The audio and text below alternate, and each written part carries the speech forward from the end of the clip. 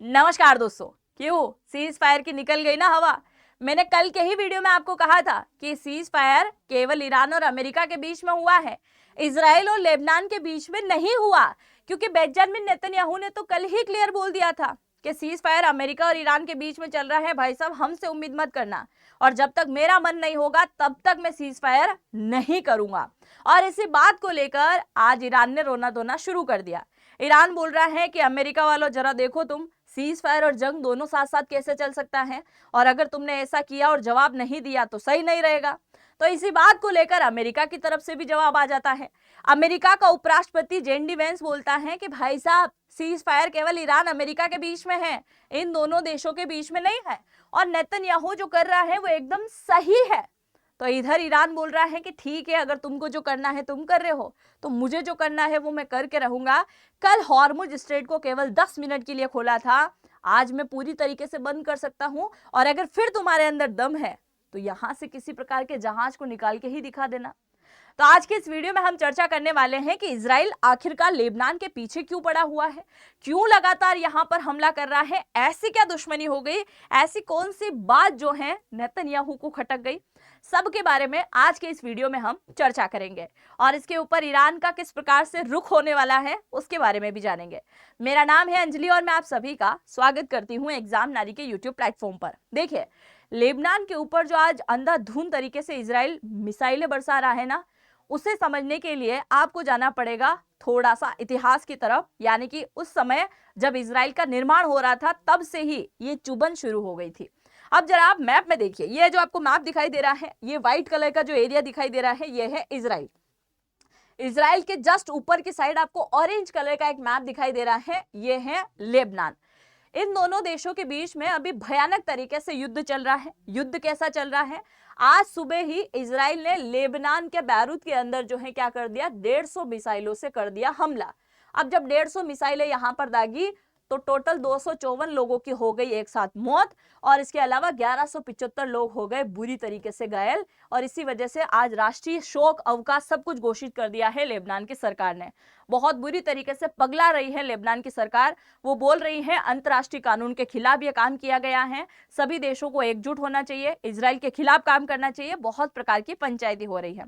अब इतना बुरी तरीके से हमला क्यों कर रहा है, ठीक उसी प्रकार से जैसा एक समय इजराइल ने गाजा में यानी कि फिलिस्तीन के अंदर हमला किया था, वैसा ही हमला कर रहा है। तो देखिए, ये जो इजराइल आपको दिखाई दे रहा है, इसकी स्थापना होती है 1948 में। और जब इसकी स्थापना होती तो इससे पहले इस वाली भूमि पर कौन रह रहे होते हैं, फिलिस्तीनी, यानी कि अरब देश के लोग, अरबी मुसलमान जो होते हैं वो यहाँ पर रह रहे होते हैं। इजराइल यहाँ पर आता है, मतलब इजरायली लोग जो यहूदी होते हैं जिनको यूरोप से भगा दिया जाता है, और वो भगकर वापस अपने इसी स्थल पे आते हैं जहां से उनकी शुरुआत होती है। जैसे इजरायली लोग यहाँ पर आते हैं और ब्रिटेन वाले बोलते हैं ठीक है, इसके दो टुकड़े कर देते हैं, एक तरफ रहेंगे फिलिस्तीनी लोग और एक तरफ रहेंगे इजरायली लोग। 1948 में जब इजराइल की स्थापना हुई तो स्थापना के साथ ही कई सारे आसपास के जो अरब देश है वो हो गए थे इसके खिलाफ। क्यों खिलाफ थे, क्योंकि ये भूमि मानते थे कि अरबों की भूमि है, इजराइल जबरदस्ती यहाँ पर कब्जा कर रहा है, इस वजह से हम इसके खिलाफ है। जैसे 1948 में स्थापना हुई तो एक साथ कई सारे देशों ने इजराइल के ऊपर कर दिया हमला कि नया नया बना है, हमारा क्या ही बिगाड़ लेगा, हमला कर दो, उसको खत्म कर दो। 1948 में जॉर्डन ने, मिस्र ने, सीरिया ने, लेबनान ने, कई सारे देशों ने एक साथ हमला किया। जब हमला किया तो उस समय इजराइल ने घोषणा करी थी कि आज से हमारे कई प्रकार के दुश्मन हैं, और उनमें से एक और मेन दुश्मन जुड़ा है जिसका नाम है लेबनान। समय आने पर हम इसे नहीं छोड़ेंगे। यानी कि जिस समय इजराइल की स्थापना हुई उसी समय दुश्मनी की भी शुरुआत हो गई। उसके कुछ समय बाद से ही फिलिस्तीन और इजराइल के बीच में तनाव शुरू हो गया, और वो तनाव आज दिन तक चल रहा है। आप सभी जानते हैं कि ये रहा इजराइल, और इजराइल ने अभी केवल फिलिस्तीन के दो ही हिस्सों को छोड़ा है, एक है गाजा और ये आपको दिखाई दे रहा होगा वेस्ट बैंक, ये वाला इलाका। केवल अभी फिलिस्तीन के पास दो ही एरिया बचे हुए हैं, बाकी सब पे कर लिया है इजराइल ने कब्जा। इन दोनों की लगातार लड़ाई हो रही है, और लड़ाई के चलते कई सारे फिलिस्तीनी वेस्ट बैंक से और गाजा से निकलकर कहां चले गए, लेबनान के अंदर चले गए। और जब ये लेबनान के अंदर गए तो लेबनान वाले दिल खोल कर उनका स्वागत कर रहे हैं और बोल रहे हैं चाहे शरणार्थी बन के रहो पर लेबनान के अंदर तुम रह सकते हो। और ये बात खटक गई इजराइल को। ठीक उसी प्रकार से जैसे एक समय चाइना से भगकर भारत कौन आ गया था, यानी कि तिब्बत से भगकर भारत के अंदर कौन आया था? आप सभी को याद होगा, दलाई लामा जब भारत के अंदर आए तो चाइना वालों को बड़ा खटका था कि ये इनको यहाँ पर बुला रहे हैं, मतलब सिखाने का काम करेंगे। और ठीक उसी प्रकार से यहाँ पे भी वही वाली बात हुई, गाजा से निकलकर लेबनान के अंदर चले गए, और जब लेबनान के अंदर ये शरणार्थी बनकर बैठे तो यहाँ पर इसी इजराइल को खत्म करने के लिए प्लानिंग बनाना शुरू कर दिया। ऐसी प्लानिंग बनाई कि एक बहुत बड़ा संगठन यहाँ पर बनकर रेडी हो गया, जिसका नाम रखा गया PLO, यानी कि फिलिस्तीन लिबरेशन ऑर्गेनाइजेशन, इसका नाम यहाँ पर रख दिया गया। इसके अंदर कई सारे फिलिस्तीनी शामिल हो गए और वो लगातार इजराइल के साथ में लड़ाई लड़ते रहे। इजराइल ने खुले मंच पर कह दिया था कि लेबनान मेरे सबसे बड़े दुश्मनों में से एक है, क्योंकि मेरे दुश्मनों को ये शरणार्थी बना रहे हैं और शरणार्थी बनाकर यहाँ शरण दी है, ये इस जमीन पर रह रहे हैं और यहाँ से लगातार ये नॉर्थ वाला जो इलाका है इजराइल का, इसके ऊपर लगातार अटैक करते रहे। एक दिन आ गया इजराइल को गुस्सा। इजराइल ने बोला कि भाई साहब इनका बहुत हो गया है, शरणार्थी बन के बैठे हैं, संगठन बना लिया, हमारे ऊपर अटैक कर रहे हैं, तो क्यों ना हम हमला करें। तो इजरायली सेना क्या करती है, लेबनान के अंदर घुसकर उनको मारने का काम शुरू कर देती है और बहुत बुरी तरीके से यहाँ पर जंग शुरू हो जाती है।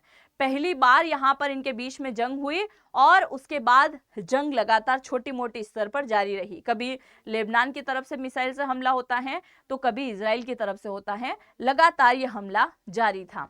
अब दौर आता है 1982 का। 1982 में क्या हुआ था, इजराइल ने सोचा था कि यार रोज रोज जंग लड़ने से बढ़िया है ये PLO जो इन्होंने एक संगठन बनाया है ना, फिलिस्तीन लिबरेशन ऑर्गेनाइजेशन, इस संगठन को ही खत्म कर देते हैं। और इस संगठन को खत्म करने के लिए क्या करना पड़ेगा, इजरायली सेना को घुसाना पड़ेगा लेबनान के अंदर, और जब ये लेबनान के अंदर जाएंगे तो इसे पूरी तरीके से खत्म कर देंगे। ठीक है भाई। 1982 में लेबनान और इजराइल के बीच में एक बहुत बड़े युद्ध की शुरुआत होती है। ऐसा युद्ध जिसमें पहली बार ड्रोन से, बम से, रॉकेट से, मिसाइलों से, सभी प्रकार की चीजों से इजराइल ने कर दिया लेबनान के ऊपर अटैक। और जैसे ही लेबनान ने यहाँ पर अटैक किया तो यहाँ हजारों की संख्या में निर्दोष लोग भी मारे गए, यानी कई सारे लोगों की यहाँ पे मौत हो गई, कई सारे घर पूरी तरीके से तबाह हो गए और बुरी तरीके से मंजर यहाँ पर दिखाई दे रहा था। इतना भयानक मंजर यहाँ पर बना जिसकी वजह से PLO कहीं ना कहीं टूटता हुआ दिखाई दिया और इजराइल को ऐसा लगा कि अब हम यहाँ पर कामयाब होते दिखाई दे रहे हैं।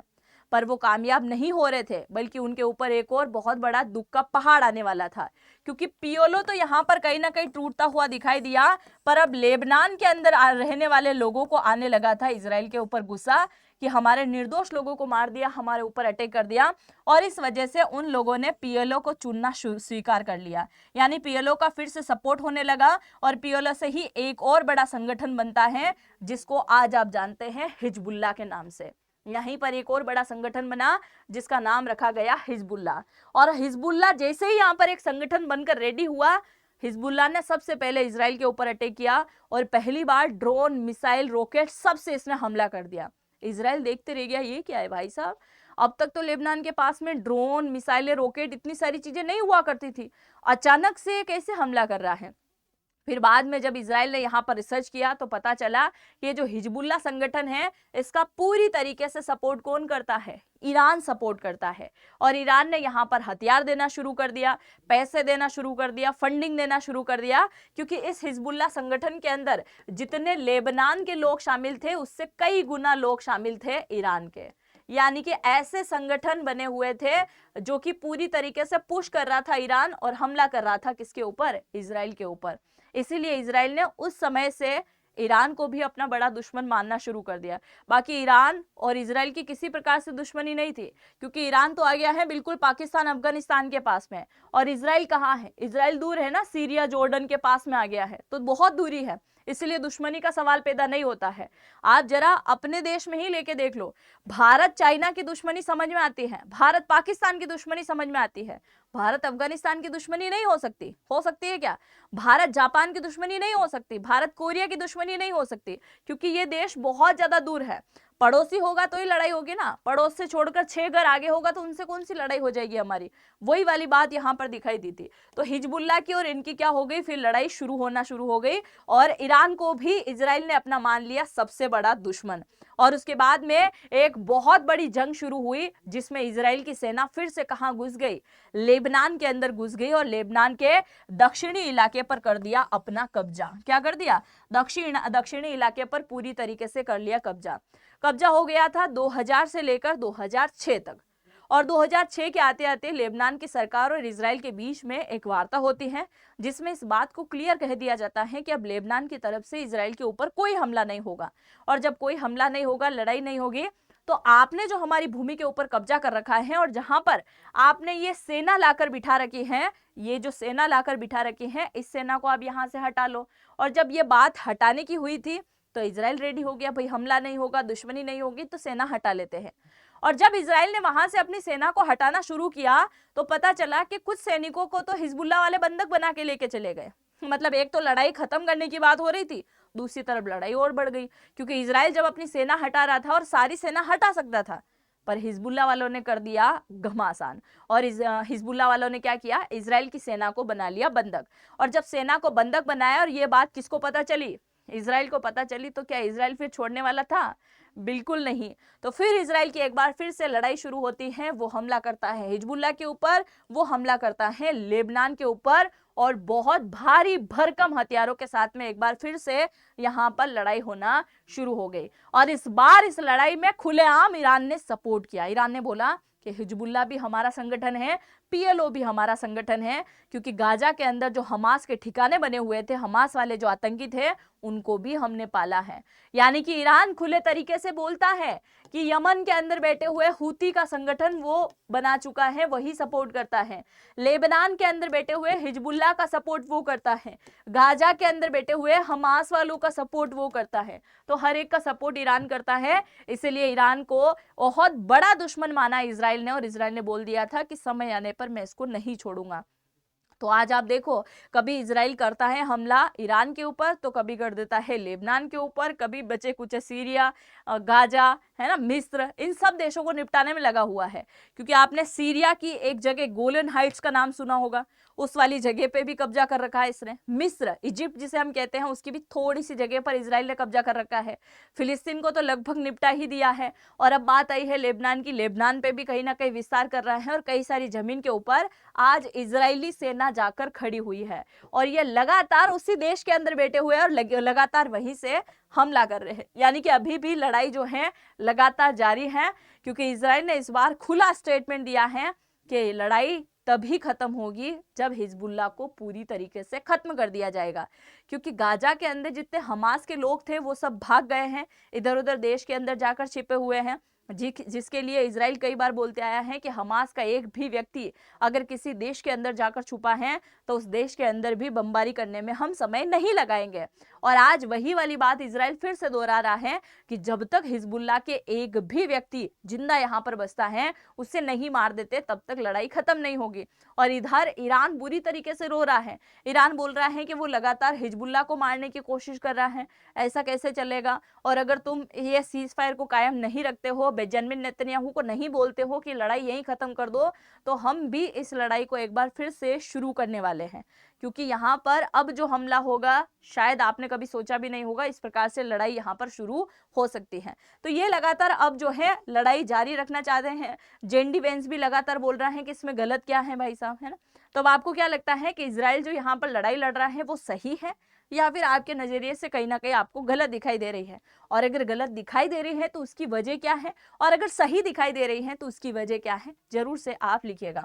अगर आप मुझे इंस्टा पे फॉलो करना चाहें तो अंजलि वॉइस के नाम से आपको मेरी आईडी मिल जाएगी, आप मुझे यहाँ से फॉलो कर सकते हैं। तो बताइएगा जरा, क्या ईरान सीज फायर तोड़कर एक बार फिर से लड़ाई में उतरे तो वो सही रहेगा या गलत? जो भी सोचते हैं लिखिएगा जरूर। और अगर आप जनरेटिव एआई को सीखना चाहते हैं तो इसी वीडियो के कमेंट सेक्शन में आपको पहला कमेंट पिन किया हुआ मिल जाएगा, एग्जाम नारी के नाम से, उस पर जाके टैप करना है, नाम, मोबाइल नंबर, ईमेल आईडी डाल के डिस्काउंट कोड नारी100 आपको यूज करना है, जिससे आपको अच्छा खासा डिस्काउंट यहाँ पर मिल जाएगा। हम मिलते हैं नेक्स्ट वीडियो में, तब तक के लिए जय हिंद, जय भारत।